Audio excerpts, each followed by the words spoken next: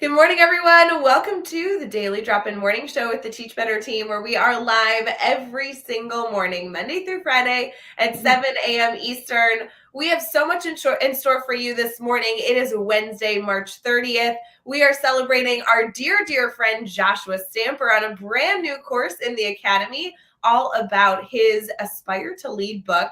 We also, of course, have a new guest on the show. We have good news articles. We have holidays that we'll be celebrating, and we'll have a lot of discussion. One of my favorite parts about Wednesday is our show will conclude with a recommendation on other resources you can turn to for guidance. So we have a whole lot to get to. Please make sure you go fill up your coffee cup. Let's get ready for our morning this morning, and we'll be right back.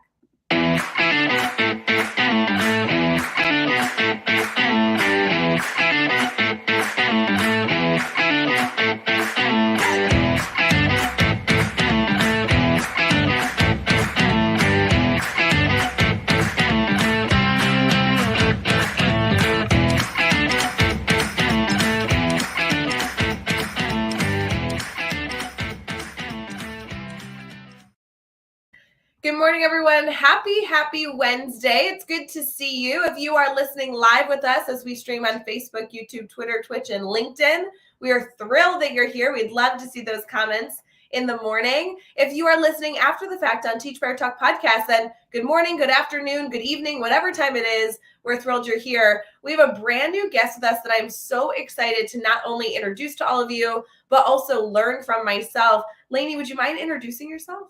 Absolutely. Thank you. First off, thanks for having me. And I'm just excited to get to chat with you for an extended period of time, right? Yes. We briefly chat before, but this will be great. Lainie Rowell. I'm an educator, author, podcaster, and consultant. And I work all over. And I also, like, my biggest client is Orange County Department of Education. So just have tons of great experiences working with my peers and with kids. And just, again, happy to be here with you.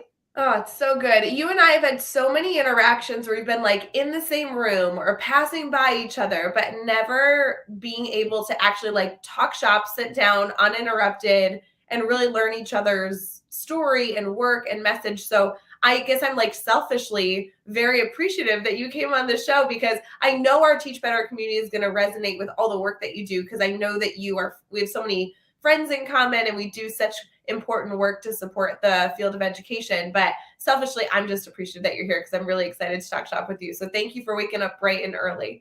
Oh, the feeling's mutual, and I'm happy to do it. And yes, mutual friends, Josh Stamper. I love him. I'm just so excited for all the things he's doing. So yeah, it's amazing. I feel like he is always working on different projects. He does so much work to, again, better the field of education. It's always good to have good people around you. He joined the Teach Better team just about a year ago, maybe a little longer. I have no idea. But either way, the team has drastically improved since he's been a part of that. And he runs our podcast network. So when his book came out just recently, now we're excited this morning to launch his book study in the Teach Better Academy. So for those of you that are listening, if you haven't been over to the Teach Better Academy before, you can head over there. You can grab not only his book, but also participate in his Aspire to Lead book study, which I know if you know Josh, you know it's going to be good, right? absolutely. I'm an endorser of that book. So absolutely. I'm a huge Josh fan, and I would definitely get on board any projects he's in. Well, see, so fitting. And for those of you who maybe don't know Joshua Stamper, which guess what? Today's your very lucky day. You get to meet him. Or if you have not gotten an opportunity to really dive deep into that book, he'll actually be live with Jeff Gargas later this afternoon talking about the new book study. So we just want to send a big congrats out to Josh. So exciting. So, Lainey, tell us a little bit about like the work that you do. Obviously, you're a podcaster. You work with educators all the time. What's the topics that you specifically focus on? Oh, that's a great question. And I feel like it's evolved over years. And so I kind of got my start. Well, first of all, I went into education. My goal was to become a special educator. I wanted to go into that area. And then I ended up getting hired at a school that had not a lot of technology, but had new technology. And I got really interested in how technology could actually help meet the needs of all learners. And I kind of really dived into that. I ended up I was a classroom teacher, and then I ended up working in a district leadership position for about 6 years. And then at some point, Apple came to me and asked if I wanted to join their consulting team. So I ended up working for Apple for a few years. And I also did some work for Q at that time. And then I just kind of evolved into really focusing on inquiry based learning, social emotional learning. And so, like, I have a very wide range of topics right now. So, just anything that I think is going to help kids, help my peers. That's kind of the stuff I'm into. But I think that that is such a perfect space to be in education. Education is constantly evolving. And I just had a conversation yesterday about an educator that was trying to find their niche. Like that was their goal. And I think it's so interesting that you're saying, no, I mean, I don't really have a niche per se. I do a lot of things in a lot of spaces, but with this overarching goal of, I want to make sure that we're reaching every learner. So whether that be through differentiation with technology, without technology, or anything in between, we want to make sure everybody is supported. Yeah, and I would encourage anyone who's listening to really lean into that being open to evolving, because a lot of the work that I do is stuff that I mean, I never thought I was going to be an educator. I wasn't actually a good student. I was a good learner, but not a good student. I didn't think I'd be an educator. And then I did a keynote for Alan November back in, I think it was 2015. He asked me to speak on professional learning, which I thought was kind of odd because I did professional learning, but I didn't actually speak about professional learning. And Sure. so it ended up leading to writing a book on professional learning, Evolving Learner, with Christy Andre and Lauren Steinman. So a lot of people are always like, how did you get to do what you do? And I'm like, I don't know. I'm not very good at saying no. That's a big part of it. But Well, yeah. you meet people, they give you ideas, and then you have to decide if you're going to say no. And typically you don't. So you get in more involved in a new project you didn't expect to be involved in. I love that. Exactly. I will say I've gotten better at saying no, especially if it doesn't, really speak to what I'm most passionate about. But yeah, for the most part, I'm up to try new things. So Well, I know a lot of our educator, our community are going to have more questions for you. Obviously, in our brainstorm bank section, we not only love to talk shop about topics you're passionate about, but also extend an invitation to our community to ask questions as well. So lots there. I can only imagine our community being interested in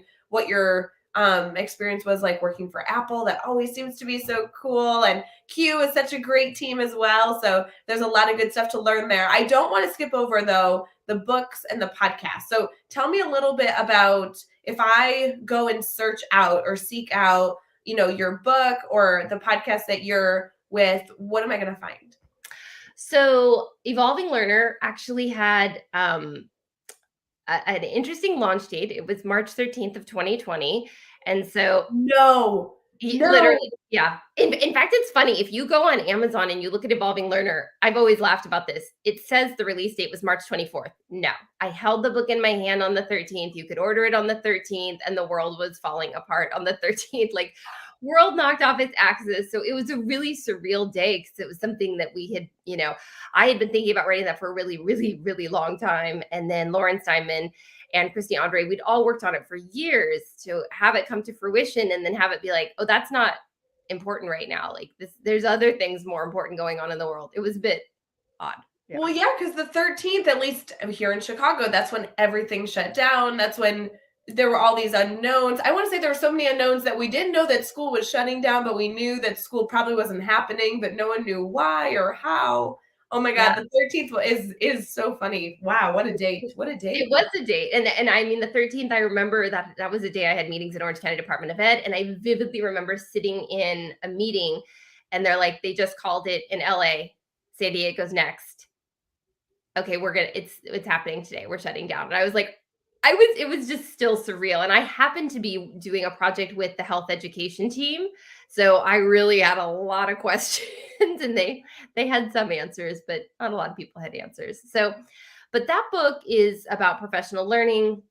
The big idea is shifting from I know some people think this is just semantics, but like an intentional shift from what we would think of as traditional PD to professional learning. And so, how can we be learner driven and how can we do that through learning from kids, peers, and the world? So that's kind of the organization of that. So that was like that was like my long-term like big project. I was so excited for it to launch.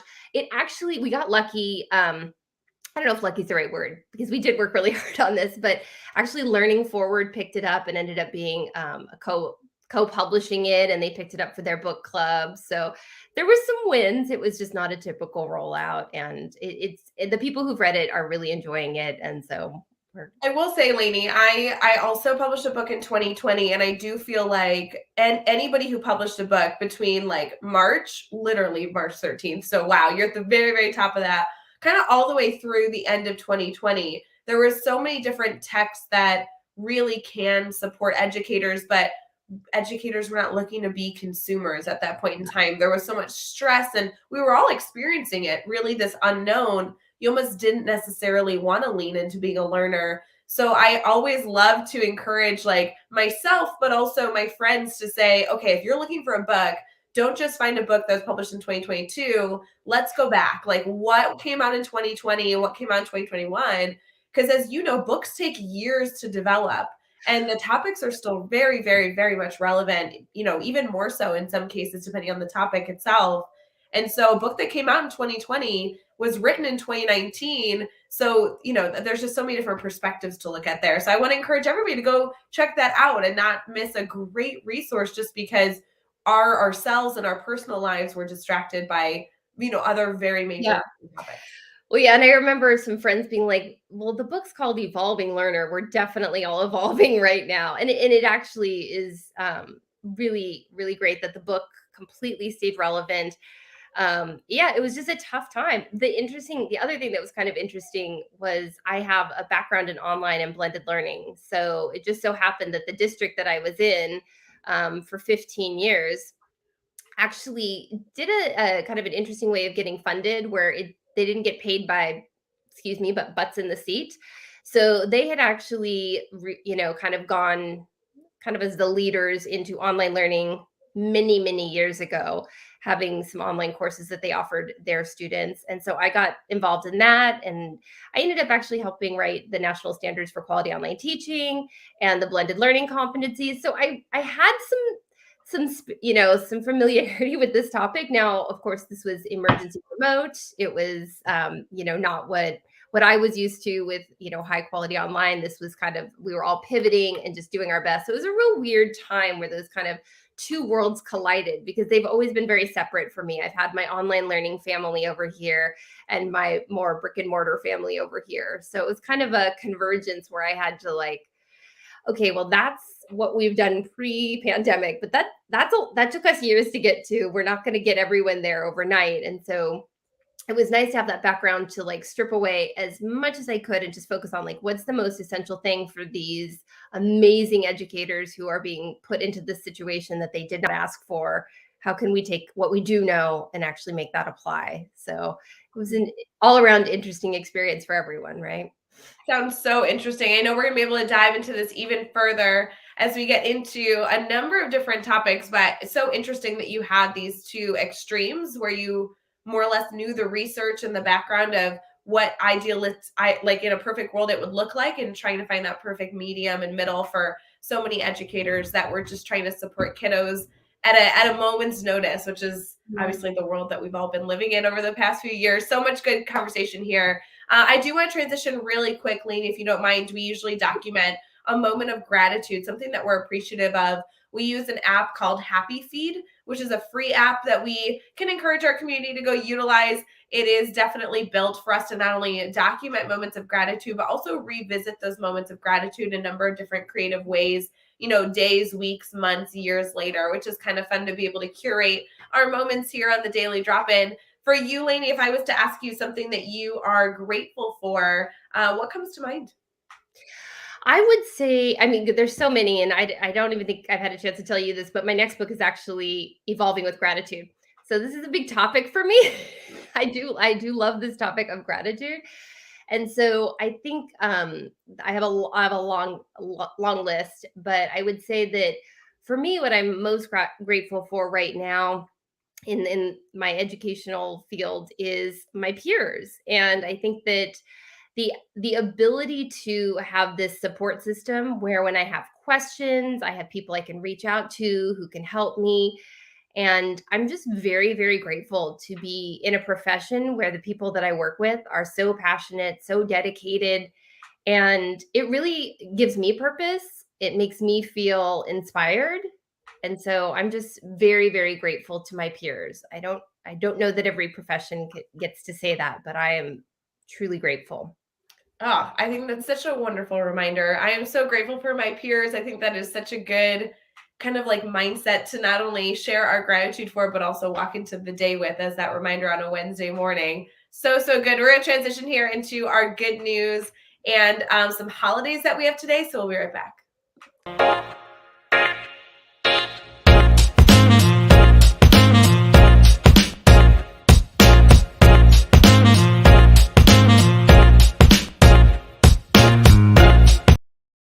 Good morning, everyone. Thank you for tuning in to the Daily Drop-In Morning Show. I know that as we're getting started on a very, very, very early Wednesday, we're excited to be here not only to bring a new guest to you to add to your PLN, but also get into other conversations, some good news, and obviously some celebration. Lainie, I know earlier we noted that we are currently celebrating Joshua Stamper and his new book study in the Teach Better Academy, but in addition to it being Joshua Stamper Day, which I think can officially claim. We also have some other holidays, some goofy holidays, some fun holidays that are really good to be acknowledged, to acknowledge, whether it be because it gives us an excuse to eat a sweet treat or it gives us some insight of what our community might be celebrating. So are you up for celebrating something with us? Please bring it. All right, so there are a lot of holidays today, but there are definitely some ones worth noting. One is that it is World Doctors Day. Talk about a day to be appreciative of all of our doctors. Thank you, doctors. I Yeah, love so good. It's also Little Red Wagon Day and it. National I'm in Control Day. Any thoughts on those two? Um, I can control my little red wagon? I There don't you know. go. That's an interesting, yeah. Why not, right? Everyone loves a good little red wagon. Love that. Yeah. Maybe very special to all those teachers out there. It is officially the day of the pencil. Did you know that one pencil can write up to 45,000 words? We are celebrating Pencil Day today. Well, 45,000 words. That's a big book, actually. Yeah. All right, that's a really big book. We all need to use our pencils to write down our thoughts and our questions, our ideas. Interesting perspective on what we were talking about earlier. It's National Virtual Vacation Day. What type of virtual vacation would you go on? Ooh, gosh, that's a hard one. We have not been, I mean, I still travel. I didn't for about a year, but I've been back to traveling for work. Uh, but it's still definitely US, and I think I would really want to go New Zealand, Australia. I mean, honestly, I want to go there real, but I mean, maybe virtual. Just a little quick preview where I'm going to go once I get there in real life. I would love to preview my vacations in virtual reality before going. Think about like the stress level would be down. You know what streets to turn on and where to grab your bag. And I think that would be so good. I don't know that I think of a virtual vacation as an option very often, but hey, today's the day. It's also Take a Walk in the Park Day, Turkey Neck Soup Day, and World Bipolar Day. So lots to be able to not only encourage us to be out and about, but also be aware and learn about those in our communities. Really, really good. Very nice. Our good news article today I thought was really interesting. Lainie, I'm not sure your perspective on this, but are you ever a fan of like artwork? Are you an art person? I don't consider myself an expert, but I am a fan. Yes. Okay, because I consider myself a fan and not an expert in the least, but I do appreciate, beautiful paintings. I like being in beautiful environments. I don't know if that makes me artsy or not. Yes, I say yes. Absolutely. Perfect. Well, if you're saying yes, then I appreciate that. This is actually a really interesting article that I thought would be fun to not only bring to our friends as conversation starters in the morning. We're always trying to foster relationships with those that we work with day to day, but also possibly bring to your students, depending on what might interest them. The headline says, "Guess who's curating a new art exhibit in the Baltimore Museum of the Arts?" The answer is that it's their staff of security guards. So for those of you who have never been to an art museum, this art museum, when you curate an art exhibit, it means that you get to choose the art that will be displayed, and then all together it makes obviously an exhibit. They actually took their security guard staff and asked them to choose what pieces they love the most over the last year. And those pieces will be featured in a very special exhibit. It says here, security guards at the Baltimore Museum of Art get asked a lot of questions on an average day, but most of them have to do with, excuse me, where is the bathroom? Or I'm sorry, where is the impressionist wing? Or how do I get to the lobby? But as their group got together, they actually decided to ask our security guards to do more than just provide directions and security, but actually get together the artists that they really found the most connection with. They went through how they went about this, but essentially there were 17 members of this staff that were able to curate this exhibit. They went actually all the way back to February 2020, which was farther back than I thought. And they were able to choose pieces. It was over 95,000 different pieces that they could choose from. They're only going to display about 1,500 at a time, and the guards will have full autonomy over choosing what artwork they most connect with, which I thought was so interesting.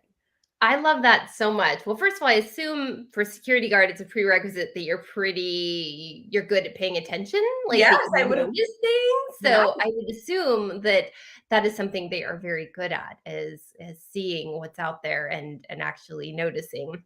And it kind of reminds me a little bit of like maybe an unsung hero, although I sing their praises all the time, like on campuses, is our custodians and how they're probably noticing things that we wouldn't notice. They have a different perspective. And so how interesting it would be to maybe ask our custodians, like what are some of the favorite things they've seen in classrooms on the walls? And what is some of the student work that they think is most exceptional? I think that would be kind of fun. Well, and I love your evaluation of the fact that they're paying attention to probably different things than the mass public are. I mean, I might think, oh, I really love that painting because I love it, and maybe I'm drawn to it. But their focus and their role is to say, actually, there's a huge collection of people that constantly go to this painting.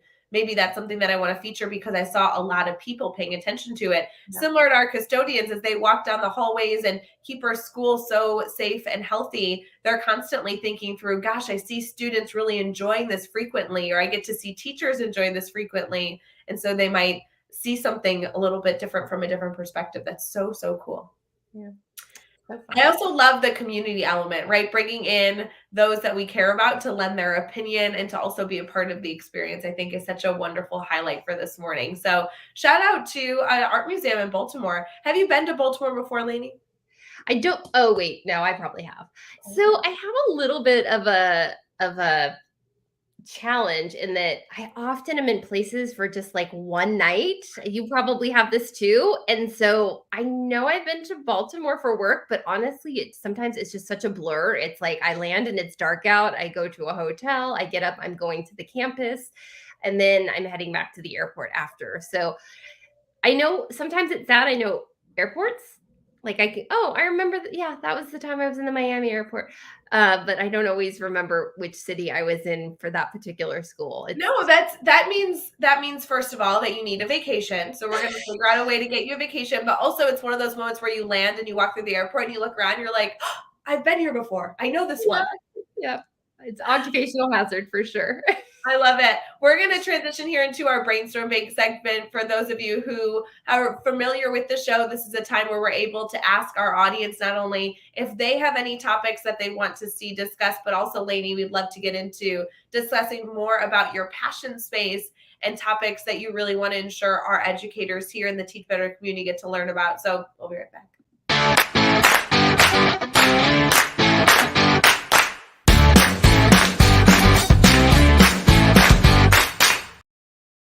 Good morning, everyone. It is Wednesday, March 30th, and we are so thrilled to continue our conversation with Lainie. Lainie, you've been able to share so much, not only about your book that came out in 2020. Well, I don't think we even got into your podcast, which we have to talk about. And I love hearing about your background where you have this overarching goal of just wanting to make sure that all students are supported and being able to use different avenues to ensure that that is occurring in the schools that you're able to support and work in on a consistent basis. I also really want to get into the new book that's coming out. I know we're a few months away, but talk about a topic that's extremely relevant to our Teach Better community. We've been talking about it a lot, and it sounds like a great resource that we can have kind of documented on our calendar to keep an eye out for. So when you think of kind of the work that you're doing. I know there's a variety of topics that you are passionate about, but why was this most recent book the topic that you chose? Yeah, it's interesting. I mean, and I can even touch on the podcast too, because there's definitely like a sequence of events that all led to it. So, like we talked about the book that came out, that was just craziness. And actually I had met Bree Hodges, who that's our friend and another friend in common. We have a lot of friends in common. I had met her December 2019 at a Future Ready event. Tom Murray is a friend, and I had gone down there to check in with him. And so we got to talking, and it's just, hey, let's keep in touch. No big deal. And then, March of 2020 happens, and Bree reached out, and she's like, hey, I've seen some of the things you're posting. It looks like you've got this all figured out. And I'm like, okay, so confession, that is faulty. I have not figured anything out, but it was an opportunity to start a conversation. And so we ended up talking for, I think the first time, like 2 hours. And I'm like, Bree, I just really love talking to you. And I think it's like kind of like therapy for me to like hear your thoughts and to bounce ideas off of you. And like, what if we like turn this into a podcast? And so, the book is like, you're an author. It's a highly curated. You spend so much time on it. There's rounds and rounds of revision.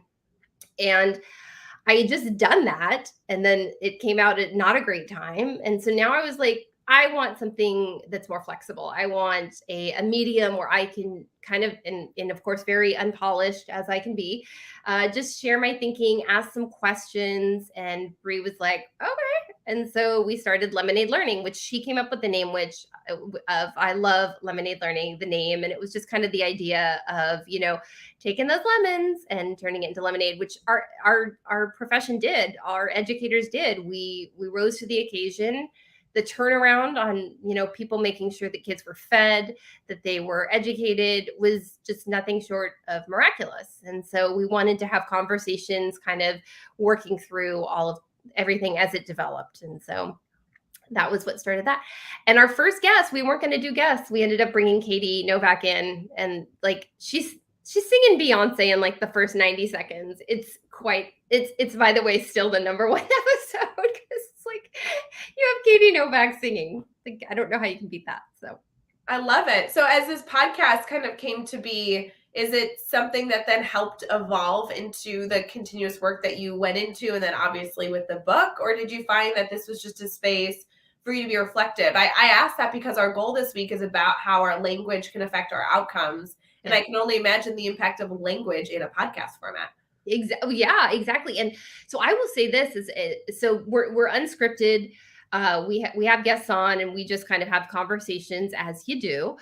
And then I do the behind the scenes, like I do the editing and make sure it gets transcribed. I'm not like hand typing it. There's an automated service, but I like go through. So that was really helpful to me to kind of process again out of the live moment, but actually go back and listen to it. And so that was really helpful. And really just podcasting has kind of been a theme throughout the pandemic for me. And then kind of a turning point was George Couros invited me on his podcast.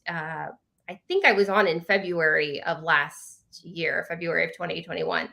We like hit it off right away. Now, I've heard other people say they're his new bestie after they've been on, which is hurtful because I kind of thought I was special, but okay. And, but we really have become great friends, and I know his whole family, and they're just like lovely people. But as part of that, like getting to know each other over time, eventually George was like, I have this idea for Because of a Teacher. And I was like, ooh, I love this. And so he was very kind. He invited me to write a chapter for Because of a Teacher. I actually wrote, it's 3 sections. There's a Because of a Teacher section, there's an administrator section, and advice to your first year self. And I got to write about an administrator who was life-changing. She really put me on a path of education leadership. And so it's basically a love letter to her, which is showing my gratitude, right? And so I ended up, I do write for Edutopia. I ended up writing an article on gratitude in August of last year. And I just couldn't stop thinking about this topic. I just really wanted to talk more about gratitude. And then at some point in the fall, I remember texting George Couros and Paige Couros, and I'm like, I want to see more about gratitude. And they're like, okay, tell us more. And then before I knew it, I had a contract for the next book. And I don't like to do things by myself. I really like to collaborate. So it is my book, but I did bring in, there's 20 educators who share 18 stories, and Joshua Stamper is one of them. So he wrote a beautiful vignette, and I'm very excited to share it. Oh, I think it'll be so wonderful to not only hear your voice, your perspective, your story on this, but also I love the opportunity to bring in diverse educators from all different backgrounds to be able to feature them in this special text. I think Josh is always somebody that people turn to when they're looking for insight, reflection, and guidance. But this sounds like a great topic. I can only imagine all the educators that you got involved in that project. That's amazing. Yeah, it was really fun. Little behind the scenes, I invited these 20 educators. Two of them pair up, and I kind of thought they wouldn't all get it done because life happens. So I was like, okay, I'm gonna shoot for I'm gonna swing for the fences. I'm gonna ask all of these people to write stories, and then maybe half of them will, and they Right. all did. It was really helpful to me because I can be long-winded in writing sometimes. I try not to be. Edutopia is helping me with that because it's 750 words, so I'm learning to be more concise. But I really wanted to make space in the book for those stories. So 2/3 of it is me talking about the why and how and all the benefits and things like that. Where do we bring this into education? How can we practice gratitude with kids? How can we practice gratitude with the peers? And how can we practice it with the world? And then sprinkled throughout our stories from our peers. So we've got Naomi Toland, who is a head preschool teacher in New Zealand. We've got teachers from all over the world in different roles, administrators, district office people. We've got just a bunch of variety. So it was really fun to hear all the different ways that people are bringing gratitude into their practice as an educator. Our focus this week being on language and how language can really affect kind of the work that we do, the outcomes we see. Obviously, with the podcast, with the book, with the work you're doing, I'm confident that language has come up and has been relevant. How do you see that connection? Well, I mean, I can directly connect it to gratitude, and that there's different ways that we express gratitude. So there's verbal gratitude. Obviously, we can do it that way. There's concrete gratitude, which is maybe more about gifts. And then there's connective gratitude, which is more about like, maybe to do with friendship or acts of kindness or things like that. So I've definitely been thinking about, where language fits into gratitude and our work. And I'll bring it back to Josh again, because one of the reasons I really wanted, aside from him just being amazing, but I really wanted his story in the book is because he talks about the five, it's a take on the five love languages. That author wrote another book about appreciation in the workplace, and so Josh really leans into that and shares his experience with that and the things that he's done, because we know what we like, but it's really important to hear what other people like. So some people are going to love gratitude through words of affirmation. That's going to be everything to them. So yeah, with and again, back to just language in general, gratitude's a very personal thing, and the way that I experience and express gratitude is going to be different from you, Rae, and from Josh, and from all of our listeners. And so it was really important to have those stories so we could hear what other people really thought about, how am I experiencing and expressing gratitude. So yep, language is a definitely part of it. And it actually even, sorry, I'll just say one more thing. Doing the research for the book, the research is like the reason that you're encouraged to do a gratitude journal or to in some way use your language is because that is how you make it more concrete for yourself. And so that's, either you're saying it out loud or you're journaling it or in some way capturing it. That's how you really get to kind of make meaning of it. So good. I want to make sure that our community is constantly hearing and consuming different suggestions, but also able to take action in the work that they're doing. So whether it be a challenge for later today or a challenge for later this week, Lainie, I'd love for you to think through some sort of call to action or a little challenge for our community to kind of consider putting moments of gratitude or intentional language into their day. As you think about how you want to challenge our community, I do want to remind our community that the Teach Better conference proposals are open. So as you're thinking about these topics of every single morning, a different guest sharing their passion space, especially Lainie, you've shared so much today about language and gratitude. There's so many educators out there that have their passion space that they have the opportunity to share as well. And you can absolutely choose to share that by submitting a proposal to the Teach Better Conference to be a speaker. We just announced 2 more speakers in our lineup on Monday, and we are so excited to hopefully add so many of you to this incredible list. We'll be right back featuring the 2 new speakers, Tom Schimmer and Allison Epsy, that we just announced, and obviously getting into, Lainie, this incredible challenge that you'll have for our community. We'll be right back.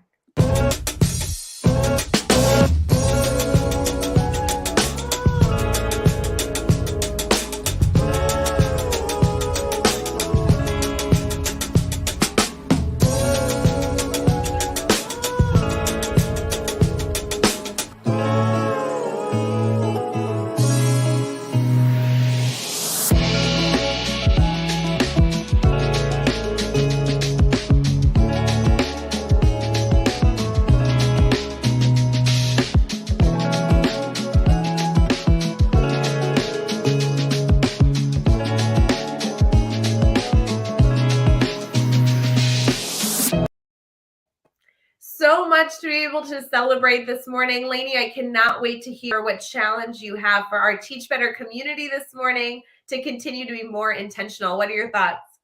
So I'm going to stick with the gratitude theme. I definitely think that's where I would lean into, and so I would encourage everyone to find a way to experience or express gratitude. So I would say if it could be, there's even little things. There's a principal that was telling me that she walks around with a Post-it pad, and when she sees something great, she'll stick it on the teacher's desk as she's doing a walkthrough. Now, let me preface this that she has a culture where you can do that, and it's not like the teacher's in the middle of a lesson and then sees a post-it getting dropped and thinks they're in trouble. They know it's going to be a note of gratitude. And so I think that's really helpful. In fact, that principal had such a great response from doing that she actually started leaving them on kids' desks. And then the kids will actually, parents have said, oh, your Post-it notes on our refrigerator, we look at it every day, we love it so much. So whether you're an administrator, whether you're in the classroom, I use the 3 signature practices for SEL. So welcoming inclusion activity, engaging strategies, and optimistic closure. So if you're in the classroom or leading professional learning, I would encourage you to make gratitude one of those things. So it can be a welcoming inclusion activity. It can be an optimistic closure. And it's interesting because you can get benefits of gratitude from both experiencing it, but also expressing it. And when we do it in a communal way where we all get to share what we're grateful for, and it can just be a quick whip around, we all get the benefits of not only experiencing what we felt the gratitude for, but we actually get to experience it through those who are expressing gratitude as well. So I think any way that we can bring, it doesn't have to be a big amount of time, but just do that, or do a shout out, get on social media and give someone some love, find something that they've done and promote it. So that would be, Love it. Such a good challenge.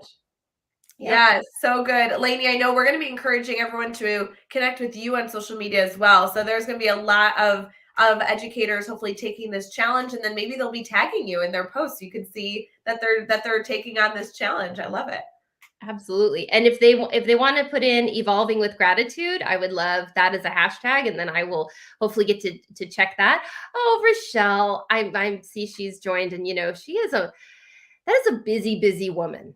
That is a busy woman. So I don't think she sleeps. I have no evidence that she actually sleeps, but thanks for being here, Rochelle. Always fun to see our friends in the comments. So good. We're in transition here at the last segment. It is Wednesday. This is my favorite. We love to share recommendations. And while Lainie, I love that you were able to give us a call to action of something that we can take on as a challenge ourselves, we also want to ensure that we're being learners. So let's get into some resources.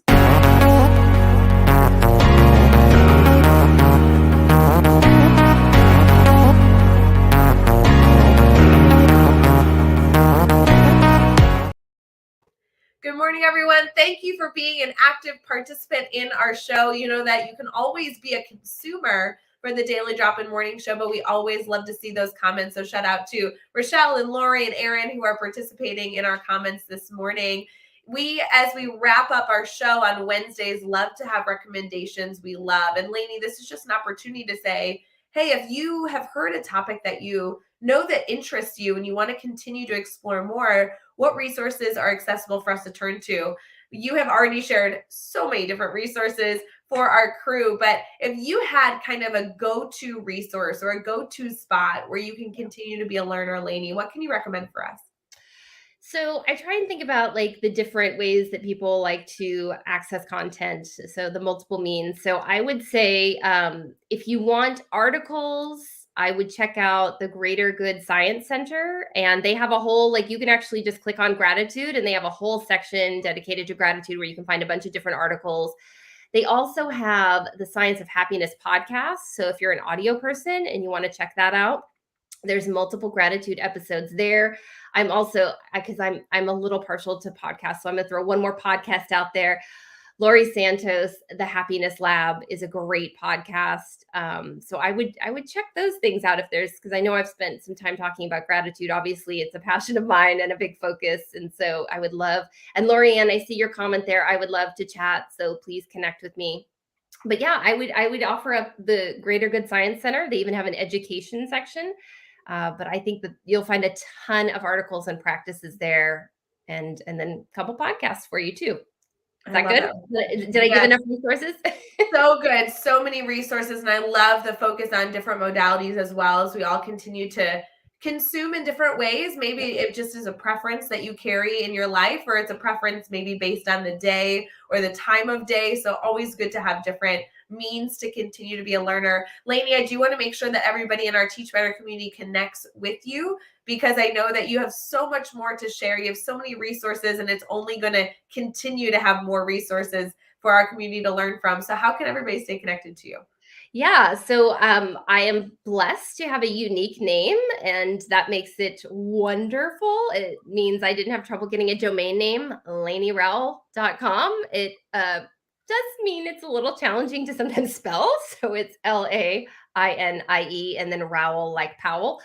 So LainieRowell.com. I'm on all the socials at Lainie Rowell. You will find me most on Twitter and Instagram, to be honest. That's where I spend most of my time. And I just started at the behest of Dave Burgess and both him, George Couros. They really encouraged me to do an e-newsletter. So I finally started that. So you can hit that subscribe button on my website and I will send you some hopefully helpful information. I try and keep it concise, but I'm always happy to share kind of as I'm evolving and learning. So I would love to connect with people. Please reach out.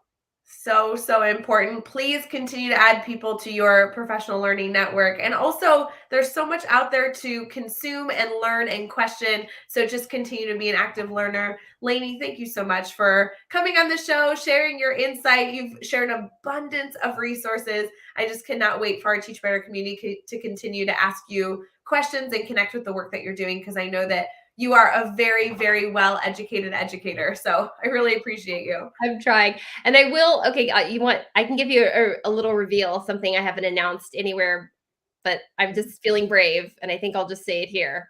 I love So it.